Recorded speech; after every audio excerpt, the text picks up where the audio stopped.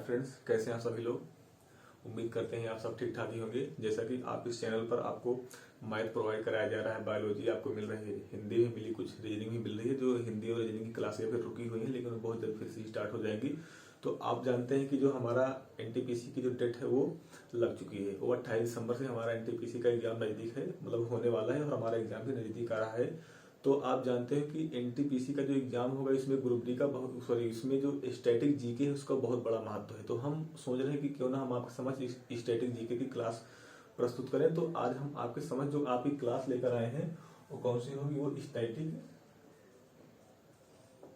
वो क्लास किसकी होगी, वो स्टैटिक जीके की क्लास होगी। तो आप जानते हैं कि स्टैटिक जीके में इसका बड़ा महत्व है। एक पता नहीं कहाँ कहाँ से क्वेश्चन पूछ ले जाते हैं जो हमारे थोड़ा सा समझ से बाहर होता है। तो हम उसी स्टैटिक जीके की आज यहाँ पर चर्चा करेंगे। तो देखिए, हम स्टैटिक जीके में सबसे पहले हम किसकी चर्चा करने वाले हैं। तो स्टैटिक जीके में हम आज आपके समझ प्रस्तुत हुए हैं ऑर्गेनाइजेशन।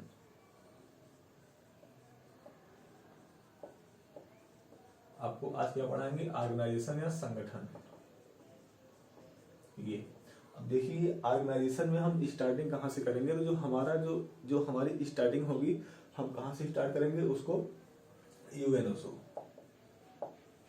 वो कहाँ से स्टार्ट होगी, यूएनओ। इसे कहा जाता है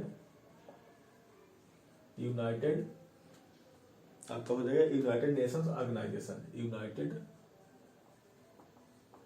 नेशंस ऑर्गेनाइजेशन, जिसे कहा जाता है हिंदी में संयुक्त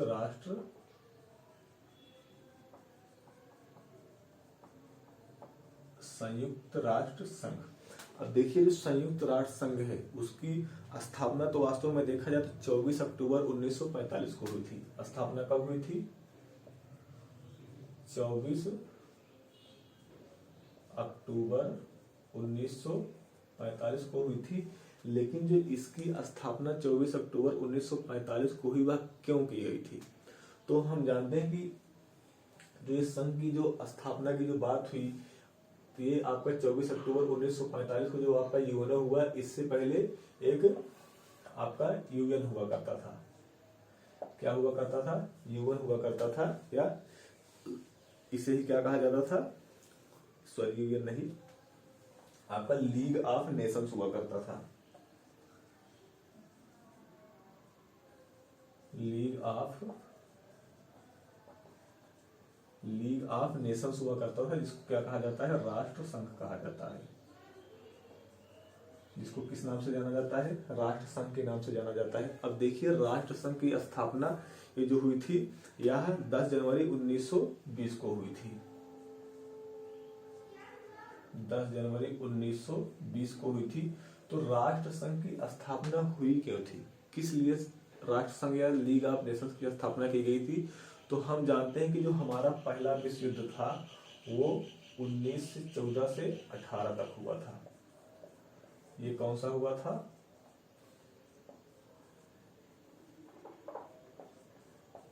फर्स्ट वर्ल्ड वॉर। हमारा जो पहला विश्व युद्ध हुआ था यह 1914 से 18 तक हुआ था।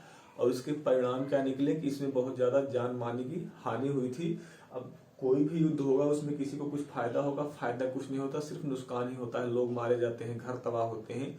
तो यही सब हुआ। तो इसमें ये जो हमारा लीग ऑफ नेशंस, जिसे 10 जनवरी 1920 को इसकी स्थापना की गई थी, इसमें यही कहा गया था कि अब आगे से कोई भी देश किसी दूसरे देश के ऊपर आक्रमण नहीं करेगा।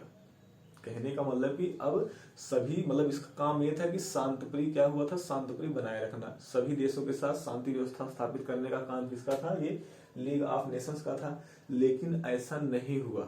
हम जानते हैं कि 1939 और 45 के बीच या 44 के बीच हमारा 1939 से 45 के बीच हमारा क्या हुआ, सेकेंड वर्ल्ड वॉर हुआ।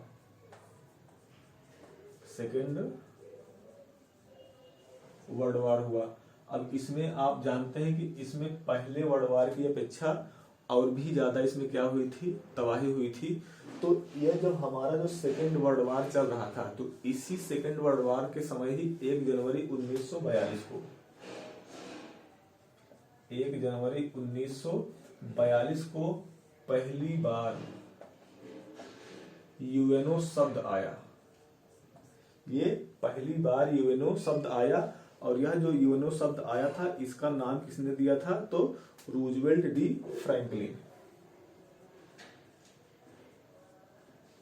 रूजवेल्ट डी फ्रैंकलिन ने ये पहली बार यूएनओ शब्द का प्रयोग किया था कि यूएनओ का गठन किया जाना चाहिए। तो हम आपको बता भी दिए कि यूएनओ का हमारा गठन कब हुआ था, 24 अक्टूबर 1945 को हुआ था, जिसमें पहले तो आपका चार्टर तैयार हुआ था, जिसमें कितने देशों ने हस्ताक्षर किए थे, 50 देशों ने हस्ताक्षर किए थे। लेकिन जब ये हमारा जो 50 देश उस चार्टर में शामिल थे, लेकिन जब हमारा ये संगठन बन गया तो उसमें कुल कितने देशों ने हस्ताक्षर किए थे, 51 देशों ने इसमें हस्ताक्षर किया था। तो ये हम अब ये मतलब कि इसकी जरूरत क्यों पड़ी, क्योंकि पहले विश्व युद्ध में तो तबाही हो ही चुकी थी, लेकिन दूसरे विश्व युद्ध में भी उससे ज्यादा तबाही हुई। अब हम जानते हैं कि जो हमारा दूसरा विश्व युद्ध था वो 1939 से 45 के बीच चला, और इसी विश्व युद्ध के दौरान जापान ने क्या किया था, जापान ने नागासाकी और हिरोशिमा पर, अमेरिका ने क्या किया था कि अमेरिका ने जापान के हिरोशिमा और नागासाकी पर 2 परमाणु बम गिरा दिए थे। वो डेट कब थी, 6 अगस्त 1945 और 9 अगस्त 1945। ये जो 6 अगस्त को परमाणु बम गिराया गया था, वह कहां पर गिराया गया था, वो हिरोशिमा पर गिराया गया था।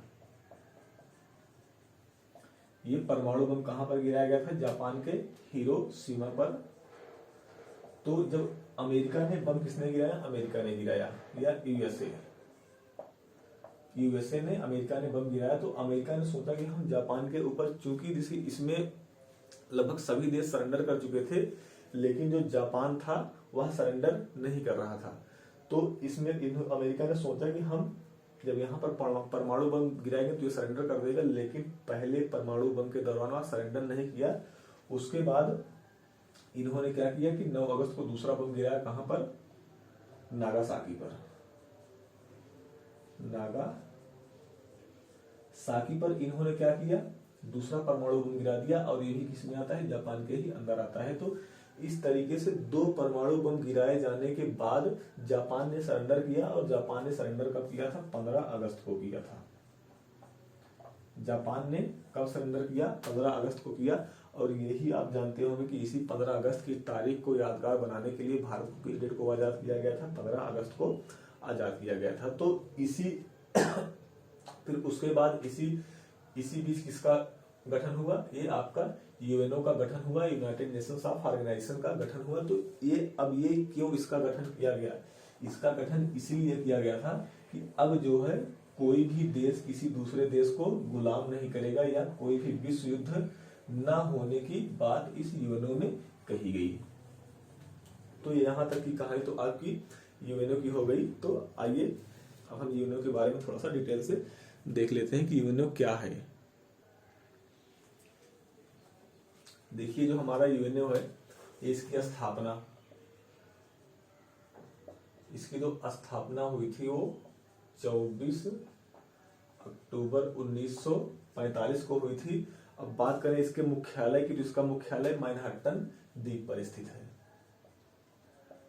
इसका मुख्यालय कहां है, मैनहट्टन द्वीप पर स्थित है। मैनहट्टन द्वीप कहां पर पड़ता है, ये न्यूयॉर्क में पड़ता है,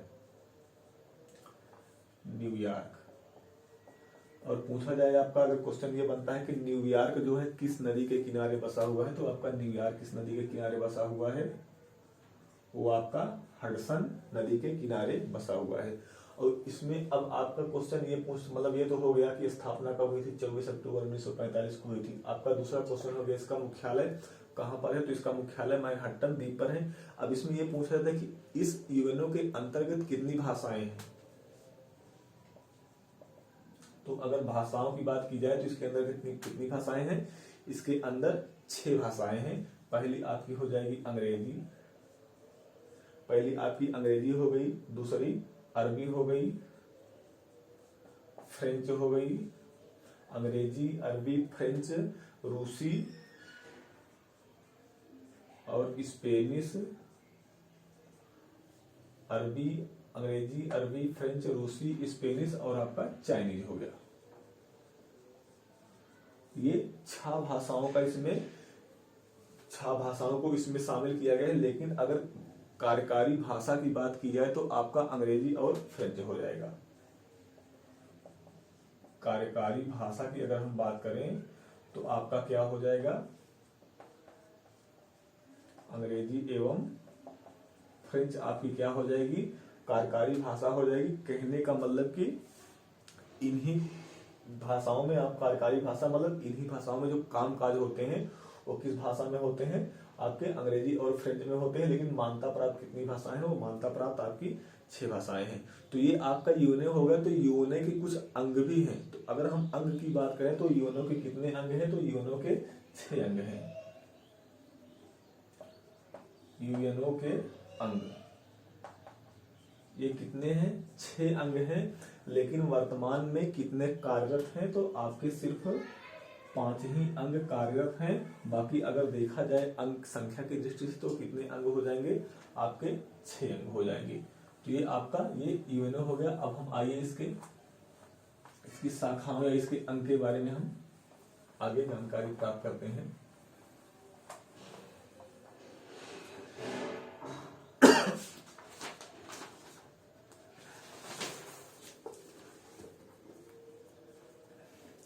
देखिए इसका जो पहला अंग होगा हम मानते हैं क्या है, वो सुरक्षा परिषद है।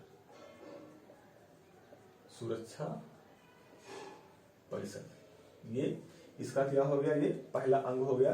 देखिए सुरक्षा परिषद जो होता है इसमें पूछा जाता है कि इसको किस नाम से जाना जाता है।